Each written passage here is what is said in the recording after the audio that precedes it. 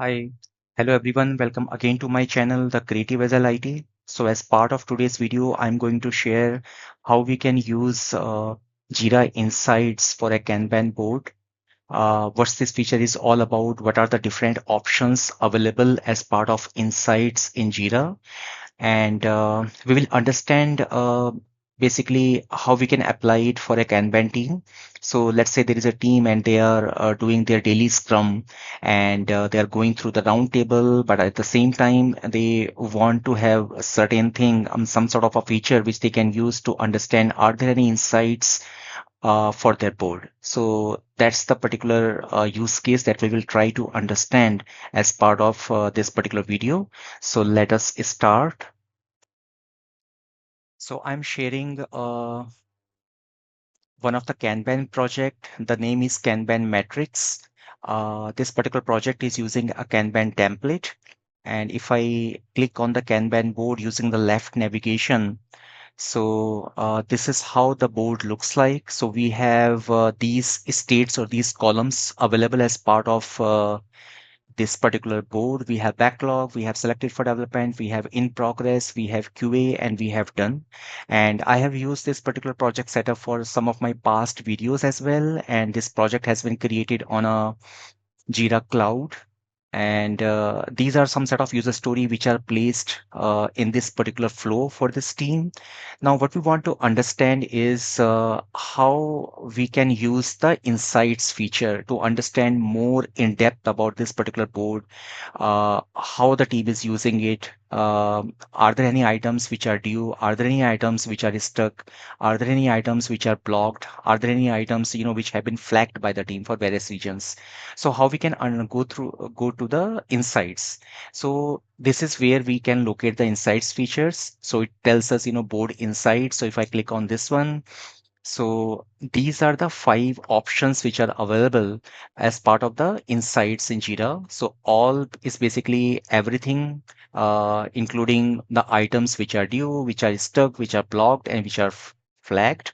And we can look at each of the item wise as well. We can click on the due. It will give us, are there any work items which are due in the next 2 weeks? Since, this particular board, we do not have anything mentioned as a due date.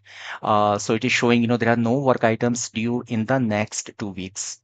If we look at the stuck, so stuck will tell us, what are the cards, what are the user stories, what are the work items in our flow which has been stuck in that particular state or in that particular column.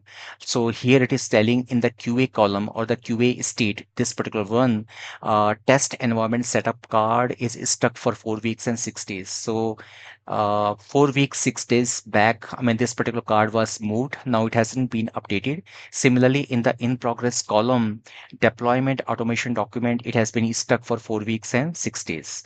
So it will give us a summary of, what are the work items which needs our attention as a team when we are doing our daily scrum or, whenever we want to kind of look at our work. So it will give us a summary of, what all items are stuck compared to the normal flow of the work. And similarly, we can click on blocked.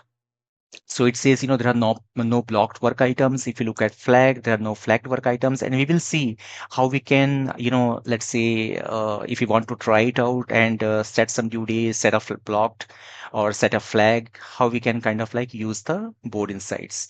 So let's first look at the due one. I will close the board insights and let's say online payments using credit card. So if I simply click on this one, so from here I can select the due days. So let's say this particular user story is due by 11th of July. So I have set this one. Maybe I can say like release plan documentation. This is also due. So I'm setting a due date. Let's say this is like 17th. So now what I have done is I have set the due date for these two user story online payments using credit card, which is due on 11th July, release plan documentation, which is due on 17th of July, and today is 4th of July. So in the next 2 weeks, I mean, these two are the ones which are kind of like due. Now, if I click on the data insights, so basically I can click on the due. So this is how it is showing me. It is telling me there are two work items which are due on our board, like selected for development. This is the column name. So it is showing this particular work item or a user story due on 11th July. Release plan documentation is due on 17th of July. So this is one way of using this feature.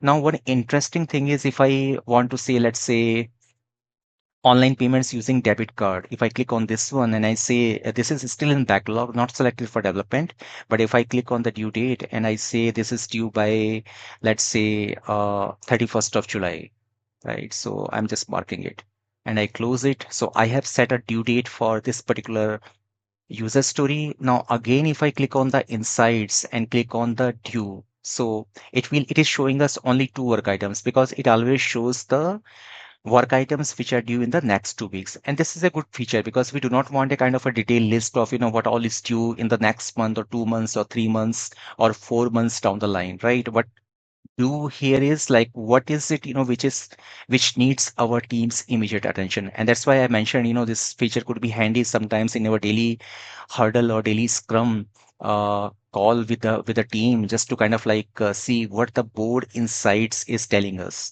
And another use case could be, I mean, there is a Kanban team which is huge. I mean, like it could be like 10 members, 12 members. And if we are going around the table, that is one way. But I mean, for such a huge team, I think it will help us to get the board insights and see are there any items which requires our immediate attention. Now let us look at another use case. So we have covered the due, we already covered the stuck, and let's look at the flagged one. So let's say deployment automation documents, and if I want to create a flag for this one, so I will say simply add a flag, and I say need access to Confluence. Something, I mean, I have written. So this item has been flagged. Now, if I go to the insights and try to click on the flagged, so now it is showing me, okay, there is one work item, there is one user story which is flagged. So this is also for various reasons. I mean, if you want to bring our team's attention to this particular card, just to disclose more visibility and transparency, this we can do that. Now let us look at, how we can capture the blocked ones. So if I open this one, infra documentation, and let's say this particular user story is blocked. So what we will do, we will say linked work item, and we will set that, and okay, this infra documentation user story, it is blocked by, we can say maybe 18 user rules management, something. I mean, we just want to kind of like, so I have linked it, and if I close this one and I refresh my board, so now this infra documentation, this is the story which is blocked. And if I look at the insights and if I click on the blocked, so it is telling me, okay, one issue is dependent on other issues on your board. And that's why it is showing it is blocked by Kanban metrics 18, which is user roles management. I mean, this is just to depict like,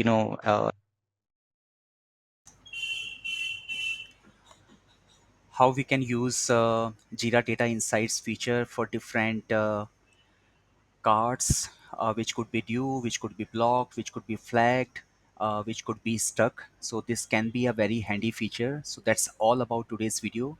I hope you guys liked it. And if you are new to this channel, please do share and subscribe. Thank you so much.